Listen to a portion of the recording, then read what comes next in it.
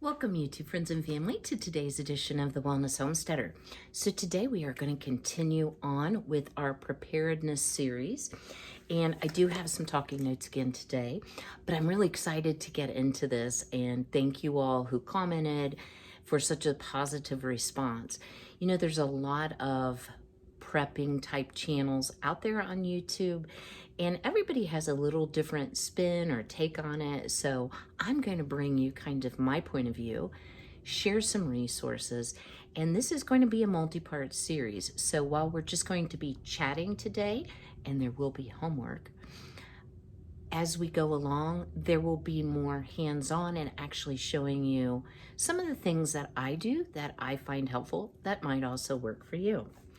So to get started, one of the books that actually prompted me to think about how prepared I might be in the event of some type of emergency or health crisis, since I've had a few of those. And this is not a new book, guys. I purchased this used and it's actually in pretty good shape. This is called Making the Best of Basics, and it's by James Talmage Stevens. Now, there are a couple versions of this. It was originally printed in the 70s. This version is from 1997. I actually have both versions. There's not a huge amount of difference. I would suggest, if you want to purchase this book used, and I'll look and see if it's on Amazon. If it is, I'll drop a link in the description box. Pick the most recent because it did improve, and there's more information in the more recent versions. Along with that book, I also purchased this Prepper's Pantry, and this has 35 menu plans, recipes, shopping lists, so it's quite different than the other book. The other book is a lot of charts and information. This is actually more about the food portion of it, and this is by Daisy Luther. And it's an excellent book, but I will tell you, when I first got it, I was completely overwhelmed. So I'm always one to look at pictures. See if I can pop this picture up really quick. Well, here's an example. You know, there's a lot of pictures like this, where it's like, I don't have anything like that. I do now, but I didn't then. So this book might be better as you get a little further into your journey. So I'm going to try to build some basic information with you today. And as I said, give you a little bit of homework and give you some food for thought if you are thinking about being more prepared for winter months and the various things that we talked about in our first video that could happen, that could change things. Now, right here, I am going to insert a couple clips, and I'm going to do this not to create fear or panic, because I don't think we should panic prep. But even in my area, I am noticing some real supply chain shortages in my local Walmart, where there are just huge areas where there is no food. It's completely empty. So I'll insert that right here.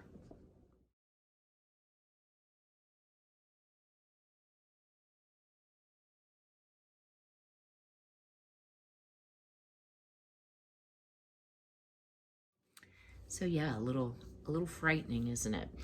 I grow a lot of tomatoes, so I wanted to have some bacon and tomato sandwiches to use my tomatoes in a fresh form.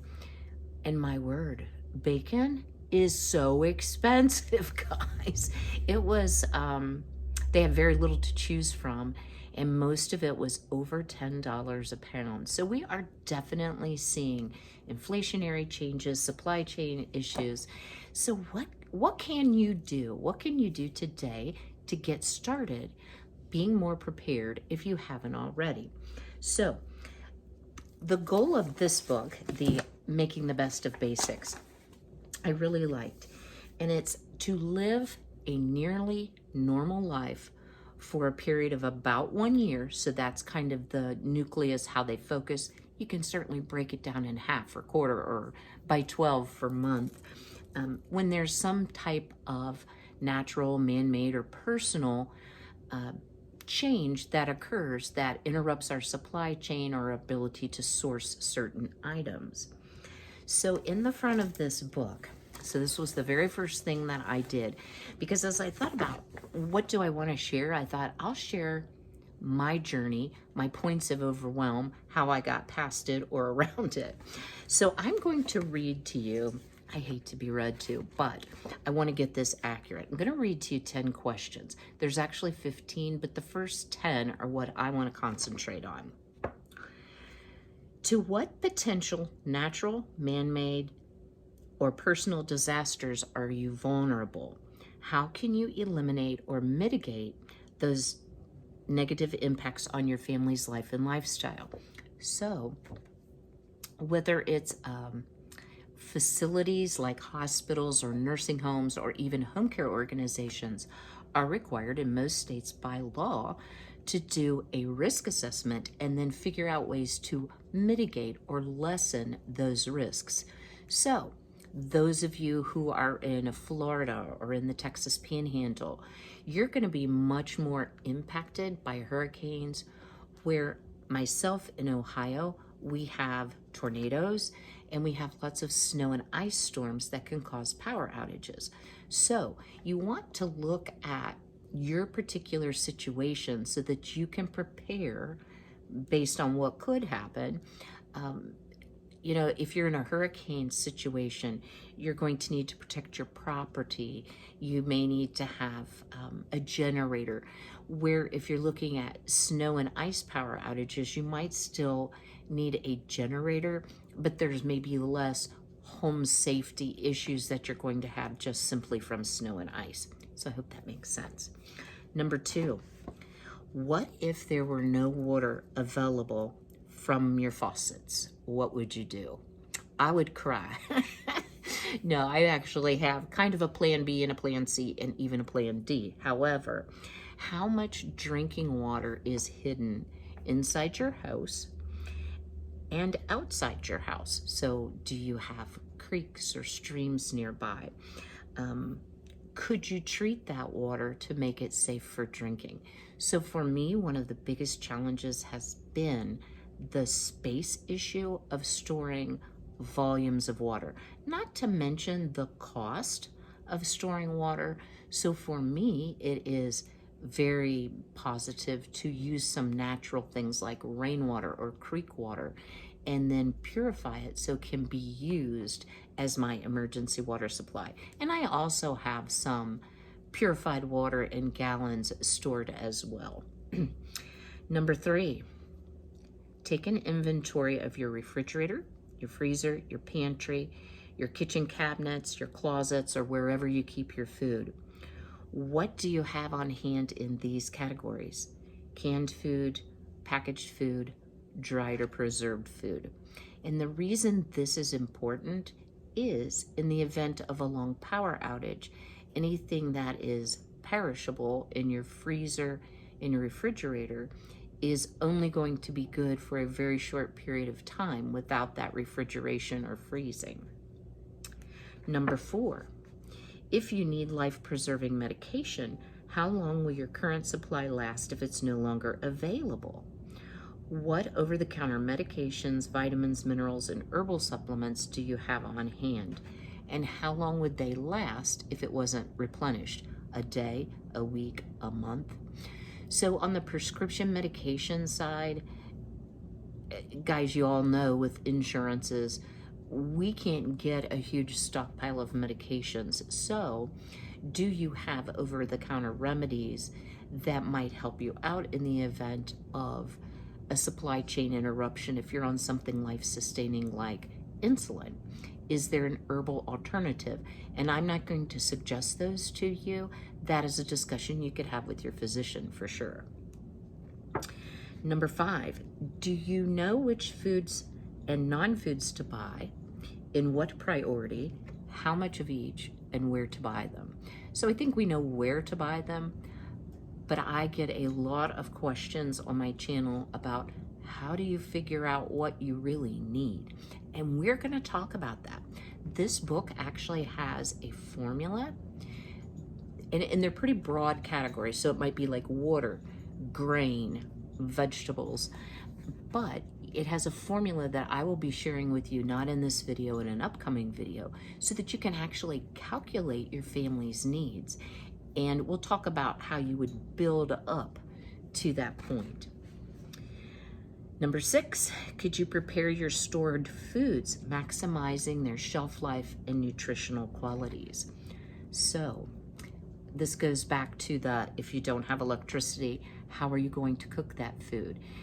How are you going to deal with food that's going to spoil, that needs to be prepared because you don't have electricity for your refrigerator or freezer? One of the eye-opening things for me was I do have a way to cook food outdoors, either by wood or by grill, propane. I didn't have a non-electric can opener, so I couldn't have opened a can if I wanted to. So we'll talk about that a little bit. Number 7, got lost there for a minute. Do you know how to sprout seeds to provide live foods for essential vitamins and minerals when there's a shortage of vegetables? Now, this kind of steps over into major disaster, long-term zombie apocalypse. However, it is a good skill to know how to sprout seeds. So in an upcoming video, I'm going to show you how I do that because it's so simple. Number 8, do you have the knowledge, the skill, the tools, and space to plant a garden and raise your own food? Now, some of you may live in apartments. Maybe container gardening is going to be an answer for you. There are a lot of options. You don't have to have acres and acres of land. I certainly don't. I have 1 acre of land. I do enjoy gardening, but what if you're not able? What are some easy alternatives to that? Number 9, do you know how to preserve food for the future? So whether that's proper packaging, dehydrating, canning, we're going to talk about that. And then the final question, number 10, given your current situation, if you could no longer obtain water, food, vitamins, medication, and money in a routine manner, how long could you sustain yourself and your family? So the average American has about 3 days worth of supplies to feed their family on hand if they could not supplement with eating out or other sources. So when I first started doing this, and please don't be panicked, I was like, not very long. Because I'm just feeding myself, I wasn't always really good about stocking up. And if y'all know me, I hate shopping, period. So those were the questions that really were thought-provoking to me that you might want to be asking yourself, because the goal here of this series for me is to share with you how you can have a high level of readiness for circumstances that are beyond your control. So a power outage, an ice storm, a hurricane. You know, I was thinking, why don't we prepare anymore like our ancestors? I'm thinking about my dad's parents. They had a beautiful farmland, animals, they had it all. And I think today's world, we've gotten so used to convenience. We have, 24-hour markets. Now you can shop online and they bring it to your car. You don't even have to go in and pick it out. We have things like Amazon, where a lot of things are even same-day delivery. So we're not as focused on having that storehouse, if you will, of food, products, and necessities because it has been so readily available. Also, we have debit cards. We don't have to worry about getting to the bank, having cash on hand, although there are ATMs. But, you can just put your credit card or debit card in and check out online, and boom, it shows up on your doorstep, sometimes even the same day. So we are in a more modern and different world. But what hasn't changed is that things can still happen that you need to be prepared for. So what I can tell you from my experience is I've been preparing in a much better way for about 3 years, I think. It might be a little longer, but I think it's right around 3 years. So it's taken a lot of planning, and research on my part, and I'm trying to share it with you to spare you the research part, but always do your own. It's taken, like I said, time to do all of that planning. I've had to commit to some storage solutions.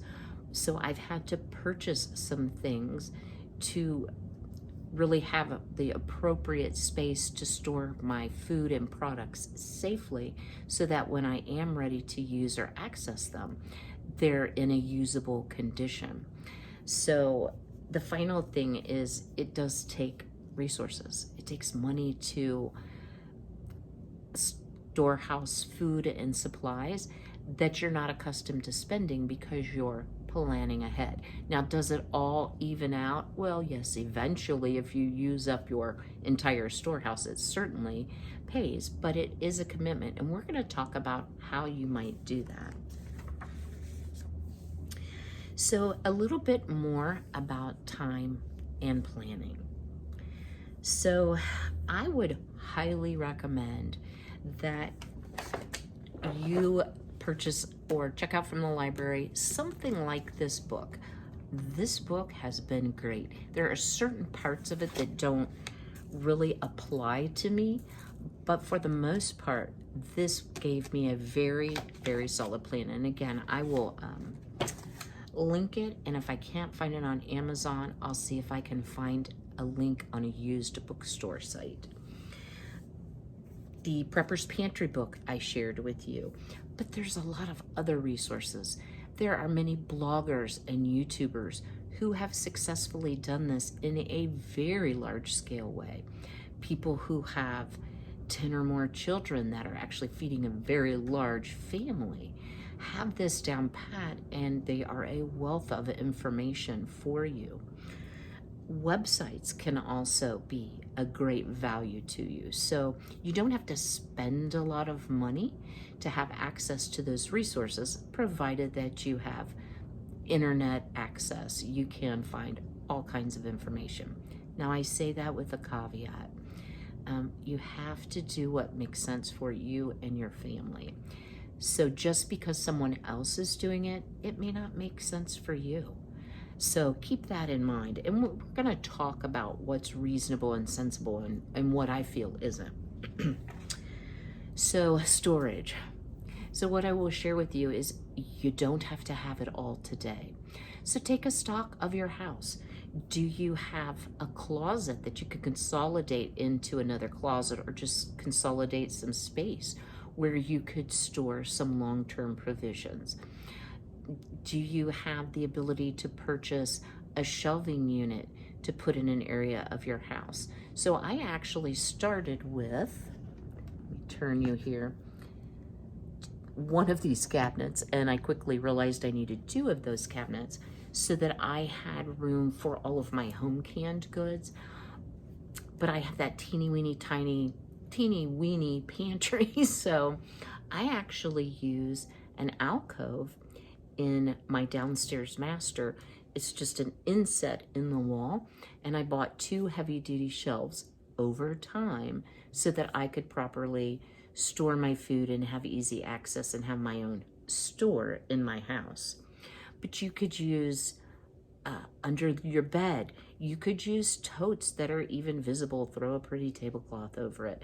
For a long time, I had totes stacked in between these 2 cabinets. And if you watch some of my earlier videos before I had my shelving, that is exactly what I was using.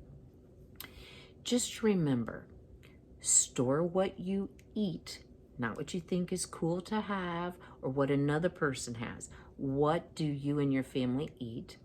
Then eat what you store, continuously rotating it, and use it or lose it. So don't hoard and then have spoilage. Now, I have made mistakes, guys, where I've over-purchased certain things or over-canned certain things, where I've had to really focus to get those used up in a timely fashion where I felt the food was still fresh and nutritious to eat. So resources, you know, I think we're all feeling the inflationary pinch. So start with 1 week. If you had 1 week of food and supplies for you and your family, you're already twice as prepared as the average American, and then build from there.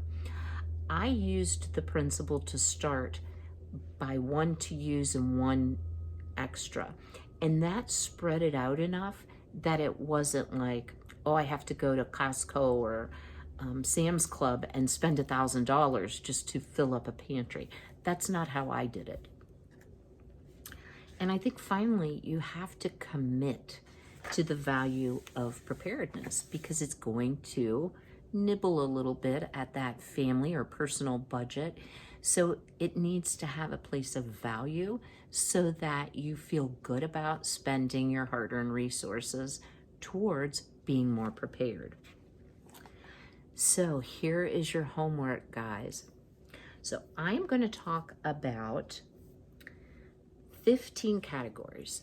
So what I would like you to do, and I'll try to go slow enough that you can jot these down, is take stock of this. If you're working on building your preparedness plan and improving your situation, these are, in my opinion, the first 15 things that anyone should be looking at. So number one, water. I always have to start with the one that I feel like I'm the weakest on. So what is your emergency supplies on hand? How much water do you have on hand? And what type of treatment supplies do you have to make it safe to drink? Like purification tablets, Life Straw, Berkey filter, whatever your particular situation is. Number two, and this is a little broader category. So what do you have on hand in the way of wheat, whole grains like oats, flours, and I'm gonna throw beans in there if you eat beans, because beans are a great staple that you can do so much with. I happen to love beans. So number two, wheat, whole grains, flours, and beans. All right, number three. I'm going to say powdered milk, but perhaps you may have canned milk instead, you know, like the evaporated milk, dairy products, and eggs. Now we know dairy and eggs in their fresh form are perishable. So do you have powdered eggs? Do you have, there's a lot of dehydrated and powdered dairy. I don't use a lot of that, but I do have the non-fat dry milk. And guys, if you don't know this, and I'll give a shout out to Gay over at Apron Strings. I had no idea. I guess I just looked over it when I went to the Dollar Tree. Dollar Tree now has shelf-stable, whole, as well as reduced fat milk in the cartons. That is wonderful to have. And you can also buy, at Dollar Tree, they just have plain almond milk. At Walmart, they have unsweetened vanilla almond milk in the shelf-stable versions. So take a look at that as well. Number four. Y'all know I have a sweet tooth. So what do you have in the way of sweeteners? Whether it's honey, sugar, syrups like maple syrup. Because, let's face it, guys, if you had to go an entire year without anything sweet, that would not be living the same that I think most of us live now. So our pancakes would not have syrup on them. We would be unable to make jams and jellies if we have fresh fruit supply. So sweeteners. Number five, I'm going to call this cooking catalysts.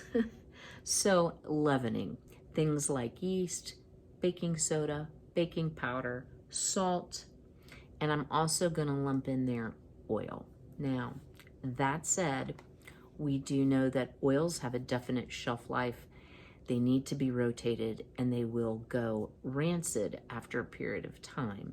So storage principles are very important with oils, but take a stock, see what you have. Number six, I am going to include in here sprouting seeds and the supplies to do it. And again, we'll will have a video upcoming where I do include some of that information. So do you have sunflower seeds, alfalfa, whatever sprouts that you like? Do you have those seeds on hand? Are they stored appropriately? Are they not too old? And could you sprout them if you needed to have availability of some fresh greens? Number 7, medications and first aid supplies. So I would include both your prescription, over the counter, and then first aid supplies like Band-Aids, ace bandages, gauze, tape, Neosporin ointment, something to clean a cut or a wound with. Number 9, fuels and energy. So this could include things, just taking my situation, how much wood do I have on hand if I had to cook outdoors over an open fire with a prolonged power outage, which I have dealt with, prolonged power outages. What's your supply of butane, propane? Don't forget, if you have solar ways, like a solar oven or solar methods to cook things, include that in your inventory as well. And I would also say batteries, because having battery operated items is so common in today's world. Okay, number 10, we can't forget about our pets, right? Or our personal care. So things like soap, shampoo, deodorant, toothpaste, toothbrushes, food for our pets. If you have cat litter, if they take medication, if you need like flea and tick, if they're outdoor animals.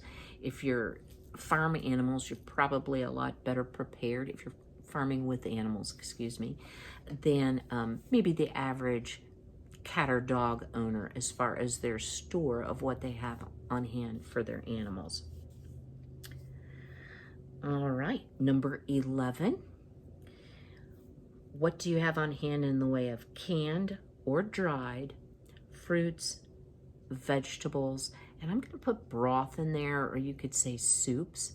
So this would be shelf-stable items that if, you can do a whole freezer full of frozen vegetables, but if your power is out for 8 days, which mine was at one point in time, I had no frozen vegetables at the end of that. So take a little inventory there. Number 13, meats, seafoods, and I'm going to add in here protein sources. I'm not a huge meat eater, so I feel it's very important for me to have a good store of powdered protein for nutrition and energy should my freezer go out and I have no meat. Or do you have canned meats as well? And I do have tuna and chicken and salmon and some things in cans as well. And we'll get into that when we actually talk about things that you might have in your canned pantry. Number 14, home maintenance supplies. So do you have tools, things to repair items with, to maintain your yard, to maintain your garden? And then the final thing, because I think this is important, because remember, our goal is to be prepared for a period of time, whatever you decide is realistic for you and your family, to live as normally as possible. So I'm going to need some sweets and I'm going to need snacks. So, beverages that are outside of just table water. So your coffee, your teas, if you like the powdered drink mixes. I don't drink soda, but those types of things, as well as sweet snacks or just nutritional snacks, especially if you have little ones that are snackers. I'm a big one that's a snacker.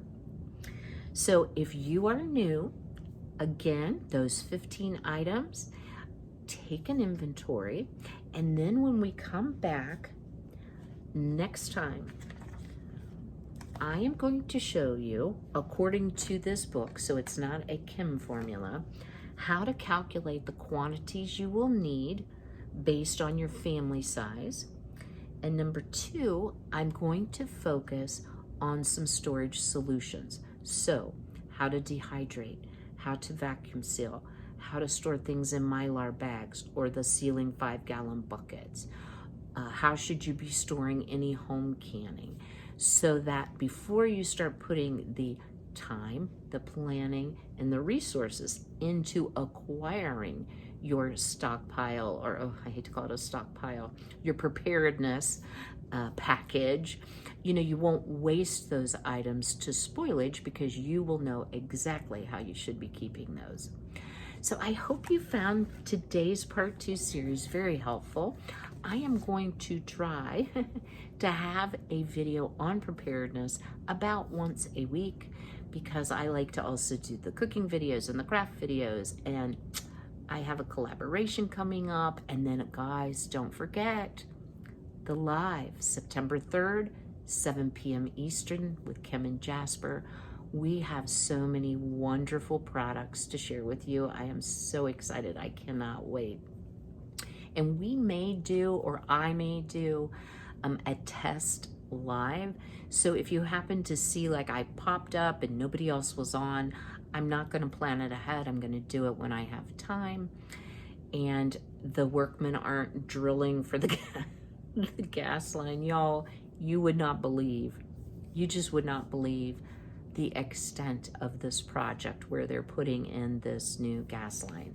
I now have a trench from the creek, which is about an acre behind my property on my neighbor's property. It goes all the way up and across the road here. And I'd say it's about 20 feet deep. They are putting in gas line pipes that, as my son would say, are bigger than I can hug. So huge. It's hard to tell when they're down in the hole. So I apologize if you could hear the beeping when the heavy equipment backs up, but I will try to find a time to pop in for a live so that I can make sure that I've got this down pat, because honestly, I've never done a live on YouTube before. So thank you today for watching. If you enjoyed today's video, if you would do me a big favor and go ahead and hit that like button, and then drop me a comment below.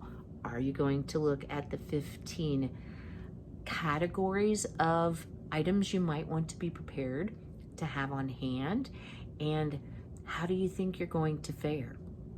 As always, be healthy, be well, be blessed, and I'll see y'all very soon. Take care. Wait, don't go. Stay tuned for a little blooper. I have been threatening to put all of my bloopers together, but I finally deleted most of them. But if you're not a YouTuber, let me tell you, sometimes everything goes wrong. You sneeze, you cough, your nose itches, so stay tuned. Welcome, YouTube friends and family, to today's edition of The Wellness Homesteader. Oh my goodness, how many times am I gonna have to stop this?